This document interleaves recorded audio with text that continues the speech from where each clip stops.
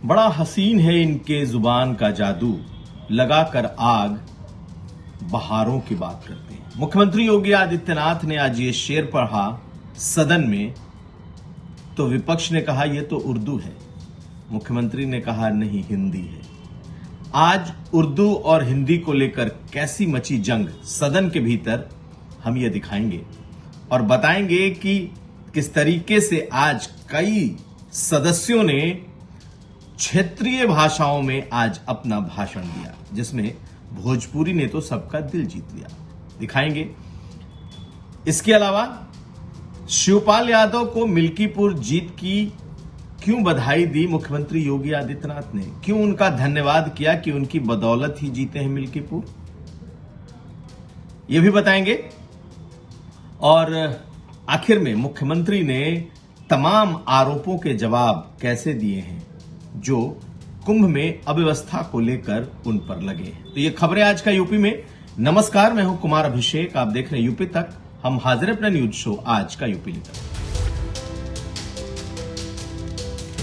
मुख्यमंत्री योगी आदित्यनाथ ने आज उन तमाम डेटा को सामने रखा कि कैसे पहले के कुंभ में किस तरह के हादसे होते रहे, पहले किस तरीके से कुंभ में सरकारी स्तर पर लूट होती रही और कैसे इस बार का उनका दिव्य और भव्य कुंभ सबसे अलग है। यही नहीं, मुख्यमंत्री योगी आदित्यनाथ ने सीएजी की रिपोर्ट को भी कोट किया कि 2013 के उस कुंभ में किस तरीके से पैसों की खुली लूट मची थी। खैर, ये तो मुख्यमंत्री के कुंभ पर आज का भाषण है और एक एक करके उन्होंने जबरदस्त हमला अखिलेश यादव पर बोला। अखिलेश यादव के कुछ पुराने ट्वीट्स, कुछ पुराने बयान को लेकर आज मुख्यमंत्री ने कई बातें कह दी। खास करके अकबर के किले को लेकर जो अखिलेश यादव ने कहा था, जिस तरीके से उन्होंने सरस्वती नदी के बारे में बोला था, तो आज मुख्यमंत्री योगी आदित्यनाथ ने उनके सामान्य ज्ञान पर भी सवाल उठाए। लेकिन सबसे ज्यादा चर्चा मुख्यमंत्री के उस शायराना अंदाज की रही। जी हां, मुख्यमंत्री आज शायर हो गए। कल ही उन्होंने उर्दू के लिए साफ मना कर दिया कि उर्दू कतई सदन के भीतर स्वीकार नहीं की जाएगी, सिर्फ क्षेत्रीय भाषाएं स्वीकार होंगी। लेकिन आज उन्होंने एक शेर पढ़ा और शेर था, बड़ा हसीन है इनकी जुबान का जादू, लगा के आग बहारों की बात करते हैं।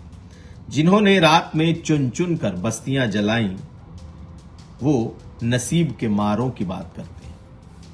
तो जैसे ही ये शेर मुख्यमंत्री योगी आदित्यनाथ ने सदन में पढ़ा, विपक्ष की तरफ से आवाज आई, ये तो उर्दू है। मुख्यमंत्री ने कहा नहीं, ये हिंदी है। और उसका उन्होंने कैसे जवाब दिया, पहले उनके शेर को सुनिए, उर्दू और हिंदी पर उनके तर्क को सुनिए और उसके बाद क्या आधार है उनके इसको हिंदी कहने का, यह भी हम आपको बताएंगे। और इसीलिए मैं कहना चाहूंगा कि बड़ा हसीन है इनकी जवान का जादू, लगा के आग बहारों की बात करते हैं। जिन्होंने रात में चुन चुन के बस्तियों को लूटा, वही नसीबों के मारों की बात करते हैं।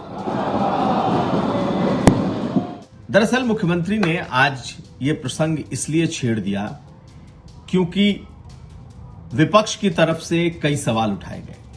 माता प्रसाद पांडे ने कहा कि प्रेमचंद ने उर्दू में लिखा है। क्या प्रेमचंद कठमुल्ला थे? फिराक गोरखपुरी नाम भले ही फिराक हो, लेकिन वो हिंदू थे। और आज सदन में माता प्रसाद पांडे ने भी उनकी लिखी हुई उन नज्मों पर, उनके लिखे हुए शेर पर को सामने रखा और बोला कि क्या ये भी कठमुल्ला थे?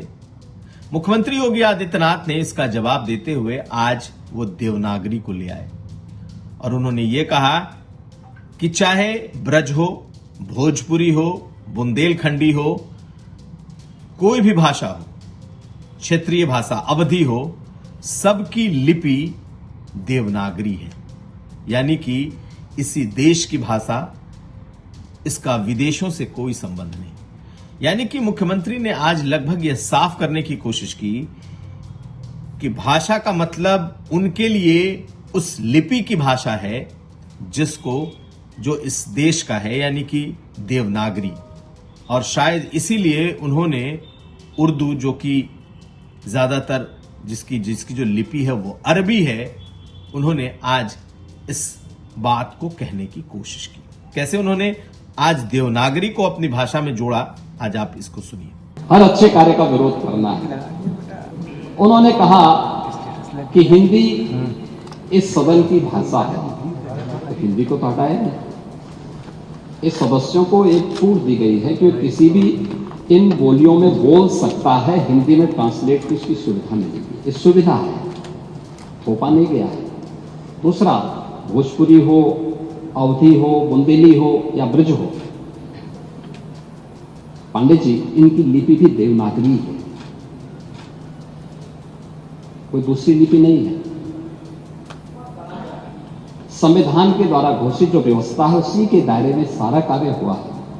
आप जैसे उम्रदराज व्यक्ति को तो इसका स्वागत करना चाहिए।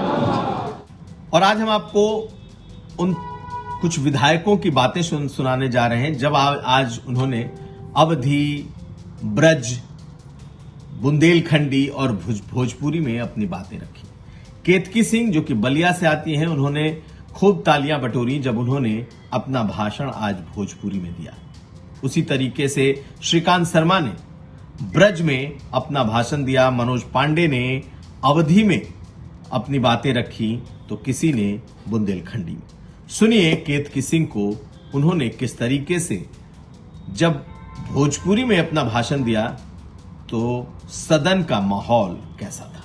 अब बड़ा गर्व के साथ अध्यक्ष जी, हम अपन प्रदेश के मुख्यमंत्री जी आपके विशेषकर धन्यवाद कल चाहतनी कि भोजपुरी लेखा भाषा के, खाली भोजपुरी ना, ए भैया जेकरा के ना बुझात होई तनी माइको लगा लीहा, अपन बटनवा दबा लीहा ताकि बुझा जाओ हम का बोलत रही।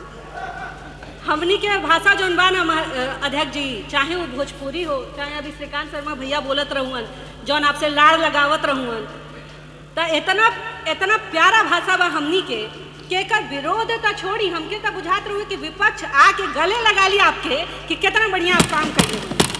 पर बड़ा हमनी के बहुत आदरणीय नेता गले लगा नहीं रहे, हम गले पड़ रहे हैं। आप ऐसा बोलनी है तो कष्ट लागल। हमनी के नया हई जा, आपसे सीखब जा, बढ़िया बोलब जा। पर हमनी के भाषा के भोजपुरी, ए अध्यक्ष जी, भोजपुरी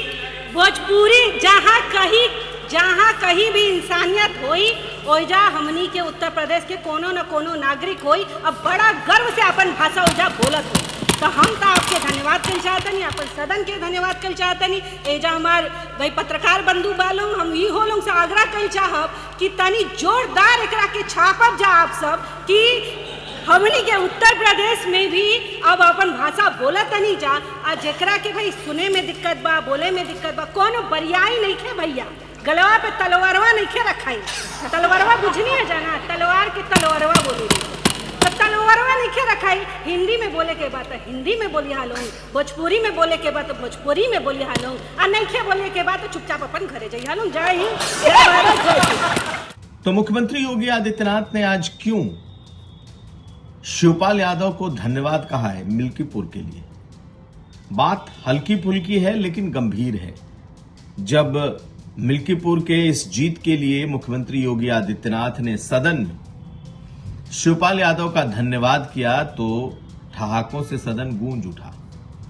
लेकिन क्या कहीं इसमें कोई सच्चाई है, या मुख्यमंत्री ने शिवपाल यादव पर जो ये तंज कसा है उसका मतलब विपक्ष के खेमे में या खास करके समाजवादी पार्टी के भीतर कोई शक पैदा करना है? क्योंकि सदन के भीतर बेशक ये हल्के फुल्के अंदाज में बात कही गई है, लेकिन मुख्यमंत्री योगी आदित्यनाथ ने मिल्कीपुर को लेकर खास धन्यवाद किया है कि अगर बीजेपी वहां जीती है तो इसके लिए शिवपाल यादव धन्यवाद के पात्र है। क्या भीतर से शिवपाल यादव ने बीजेपी की मदद की है? क्या मुख्यमंत्री के कहने का आशय ये है? दरअसल इसके पीछे की एक कहानी तो यह है कि शिवपाल यादव को जितना इन्वॉल्व मिल्कीपुर में होना चाहिए था, शिवपाल यादव उतने इन्वॉल्व नहीं हुए। शिवपाल यादव को माना जाता है कि ये संघ बड़े संगठन करता है, समाजवादी पार्टी के भीतर अगर किसी ने संगठन खड़ा किया या एक एक कार्यकर्ता को पहचानते हैं, या अब तक जो भी जीत हुई है उसमें शिवपाल यादव के संगठन की भूमिका है। लेकिन ऐसा क्या हुआ कि मिल्कीपुर बीजेपी समाजवादी पार्टी बहुत बुरी तरीके से हारी। दरअसल अवधेश प्रसाद अखिलेश यादव के बेहद करीबी, या यूं कहें अखिलेश यादव ने उन्हें गुलदस्ते की तरह फैजाबाद की जीत के बाद लखनऊ से लेकर दिल्ली तक उन्हें प्रस्तुत किया। ऐसे में इस बार जब उनका बेटा चुनाव लड़ रहा था तो शिवपाल यादव थोड़े कटे कटे दिखाई दिए। शिवपाल यादव न तो उनके चुनाव में बहुत ही सक्रिय भूमिका में मिल्कीपुर में दिखाई दिए, ना ही पार्टी ने उनका बहुत ज्यादा उपयोग किया, ना जाकर के उन्होंने एक तरीके से कैंप किया या बहुत चुनाव प्रचार किया। ये तमाम बातें ऐसी थीं जो कि बहुत कम लोगों का ध्यान उस ओर गया था। और आज मुख्यमंत्री योगी आदित्यनाथ ने इसी की तरफ इशारा करते हुए शिवपाल यादव को कई बार चच्चू कहा और फिर उन्हें मिल्कीपुर के जीत के लिए धन्यवाद दिया। तो कहीं मिल्कीपुर के जीत के पीछे सचमुच चाचा तो नहीं? खैर, अब यह शक तो आ चुका है। लेकिन मुख्यमंत्री योगी आदित्यनाथ ने पहले सदन में क्या कहा है शिवपाल यादव को लेकर, अब सुनिए। उन्होंने देखा तो अब कहने लगे साहब भीड़ ज्यादा हो रही है, लोगों को पूरा स्नान करने का मौका नहीं मिल रहा, आप तिथि और आगे बढ़ा दीजिए। आप देखो ना, मैंने इसीलिए कल कहा था, एक दोहरा चरित्र है इन लोगों का। पहले विरोध करते हैं, अब कह रहे हैं तिथि आगे बढ़ा दी। अभी चच्चू भी यही कह रहे थे। चच्चू कह रहे थे कि तिथि बढ़ा दीजिए। ये तिथि हम नहीं तय करते, ये तिथि नहीं तय, हम नहीं तय करते। चच्चू, ये तिथि ये मुहूर्त होता है जो मैंने पहले भी कहा। आप हो सकता है कि उस स्तर को नहीं प्राप्त करेंगे, बगल में पानी से पूछ लीजिए। पौष पूर्णिमा से शिवरात्रि के बीच में आयोजन होना है। शिवरात्रि की तिथि तय है तो, और शिवरात्रि की तिथि तय होने के कारण उससे आगे नहीं बढ़ सकते। इसलिए बोलना है क्योंकि आप शांत हो गए हैं ना। वैसे मैं आपको धन्यवाद दूंगा कि आपने मिल्कीपुर में सहयोग किया, मैं इसके लिए आपको बहुत बहुत तो हमेशा की तरह मुख्यमंत्री योगी आदित्यनाथ के निशाने पर विपक्ष में चच्चू ही होते हैं, यानी कि शिवपाल यादव। पिछले कुछ अगर आप विधानसभा सत्र को देखेंगे तो योगी के निशाने पर शिवपाल यादव हमेशा इसलिए होते हैं क्योंकि एक वक्त था जब शिवपाल यादव के बारे में यह कहा जाता था कि वो योगी आदित्यनाथ से अंदर ही अंदर खूब मिले हुए हैं। और जब उन्होंने अपनी लॉयल्टी दोबारा से सपा की तरफ वापस लौट आई, या यूं कहें दोनों चाचा भतीजा एक हो गए, अखिलेश यादव और शिवपाल यादव, तब मुख्यमंत्री योगी आदित्यनाथ को भी झटका लगा। और कई बार मुख्यमंत्री का जवाब भी सदन में शिवपाल यादव ने उन्हीं की अंदाज में दिया। लेकिन पिछले कुछ सदन की चर्चाओं में अगर देखें तो मुख्यमंत्री योगी आदित्यनाथ बार बार उन्हें चच्चू चच्चू चच्चू कह के बुलाते रहते हैं और कहीं ना कहीं उनका उपहास भी उड़ा लेते हैं, या यूं कहें शायद उनके पास इतनी लिबर्टी है कि वो शिवपाल यादव के बारे में कुछ बोल भी जाएं, और यही हो रहा है। आज भी कुंभ को लेकर उन्होंने कई बार चच्चू शब्द का इस्तेमाल किया कि वो तो चाहते थे कि सर्वदलीय विधायकों का प्रतिनिधिमंडल इस महाकुंभ में स्नान करने जाए। वो तो यहां तक चाहते थे कि सदन का एक ज्वाइंट सत्र विधानसभा का एक दिन का इस महाकुंभ क्षेत्र में रखा जाए जहां पर सभी दलों के लोग हों। लेकिन फिर उन्होंने ये कहा कि चच्चू तो उसमें नहीं जाते। और तो आप सुनिए किस तरीके का आज का कटाक्ष तो है, लेकिन बात गंभीर है। और मुख्यमंत्री योगी आदित्यनाथ के निशाने पर चाहे जो हो, शिवपाल यादव इसलिए हैं क्योंकि मुख्यमंत्री के सामने फिलहाल अखिलेश यादव सदन में नहीं। और अब हमला करें तो किस पर करें? माता प्रसाद पांडे पर अगर मुख्यमंत्री हमला करते हैं तो कोई फर्क नहीं पड़ता। बाकी दूसरे नेता उस कद के नहीं हैं कि जिन पर मुख्यमंत्री सीधा हमला बोले। ऐसे में इशारों में ही सही, लेकिन निशाने पर तो वो चच्चू को ही, यानी कि शिवपाल यादव को ही ले रहे हैं। सुनिए आज उन्होंने और क्या क्या कहा है। आप दूसरों को उपदेश दे रहे हैं लेकिन चुपचाप स्नान करके चले आ रहे हैं, ये बड़ी विडंबना वाली स्थिति है। और अच्छा होता पूरे समाजवादी परिवार को लेके गए होते, आगे पीछे चच्चू को भी लेके चले गए होते तो कम से कम 2013 में तो मैं उनकी मजबूरी मान सकता था, कम से कम 2025 में तो करवा करके पुणे के भागीदार बना देते।